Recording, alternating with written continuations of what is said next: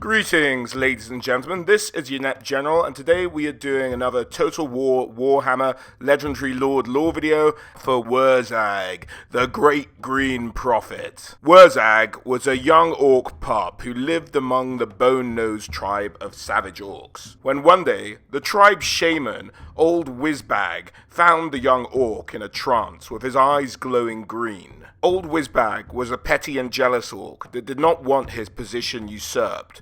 So rather than teach him how to master magical energies, Wurrzag exiled Wurrzag out into the wild jungles of the Southlands, where he hoped the dangerous beast that lurked in the green maze that was the jungle would devour the orc and take care of his problem.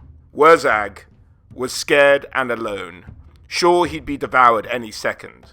But as the seconds turned to minutes, the minutes to hours, hours to days, his confidence grew, as he remained unmolested by the jungle beasts. Perhaps it was the green lightning that would occasionally spark from him, or the strange smell of ozone that clung about him. But he was never bothered by the many dangerous beasts that threatened anyone else who would dare venture into the jungle.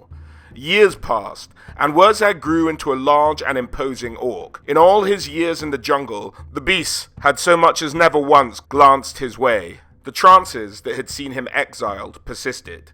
Sometimes he'd find himself mewling helpless and unseeing on the jungle floor, or wandering like a sleepwalker through the trees. The visions which had plagued him since he was a pup had grown stronger over the years, even though the war energy from the constant fighting and squabbling of the boys no longer coursed in his general vicinity. Despite this, he still managed to tap into the mystical magic of the orcs. His visions led him all over the jungle, always seeking something but never finding it, until the fateful night when both moons were full at once. He snapped out of his trance in a clearing, staring up at the moons. He was lying in the ruined square of what had once been a huge orc fort, or castle, or something. He'd never seen anything like it. Curious, he started to explore, finding tumbled parapets and halls, many bedecked with strange and crumbling wall paintings. There was a ring of familiarity about the place, though he'd never been there before, and this soon led him to a sturdy building in one corner of the compound. It was as ruined and overgrown as the rest, though Wurrzag could feel it was somehow important. He pondered this, scuffing at the debris with his foot, but finding nothing. At last, when he finally seemed to have given up on finding anything, the floor below him collapsed, and he fell. When he awoke again, his head hurt, but the pain was forgotten the moment he laid his eyes on the mask. The skeleton that wore it was well past its best, and didn't resist when Wurrzag relieved it of its burden. Odd that. The skeleton was almost dust, but the wooden mask was fine. Dusty, but fine. He tried it on and almost fell over. Instead of a dimly lit, rubble-choked hole, he stood in a brightly lit throne room, with torches blazing and ferns strewn over an elaborately carved throne. Wurrzag wrenched the mask from his face to look again, or at least he would have done if he could remove it. But it was stuck fast. Then, before he could struggle further, a glowing green figure appeared and he stopped in his tracks. In front of him stood his mirror image, a young savage orc shaman, wearing a strange wooden mask. However, this one had a skull-topped staff too, and seemed to be made of a translucent green mist. Wurrzag stood with his mouth open and stared. Then the figure began to speak. "Wurrzag," he said, "Gork and Mork have chosen you for a great mission. You must seek out the once and future Git. Bring him here."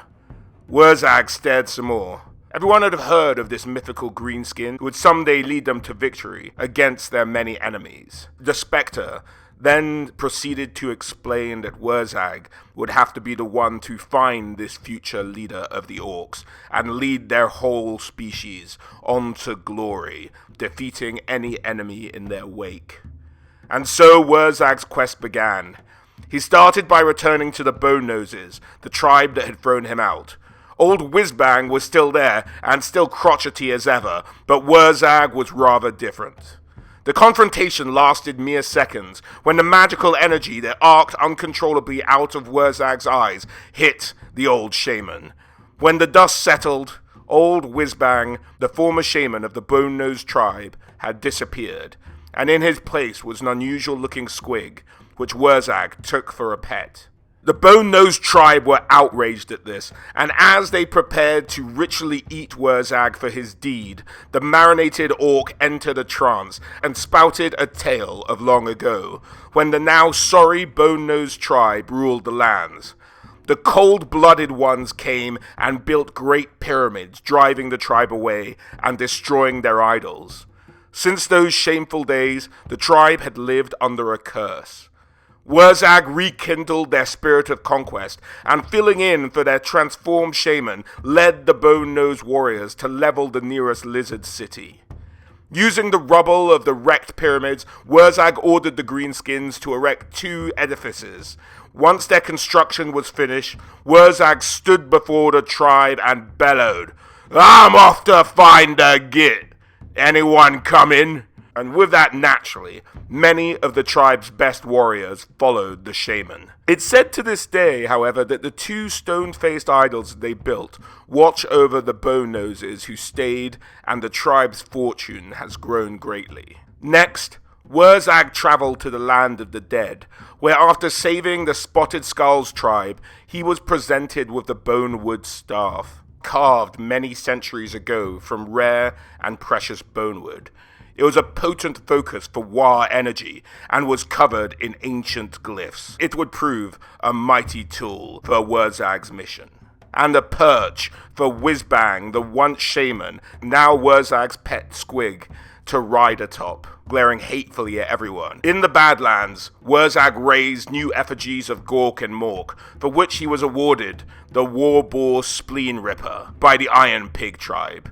It said he picked the beast by striding over to the boar pens and staring down the biggest and most surly of the lot, then rode off to the north.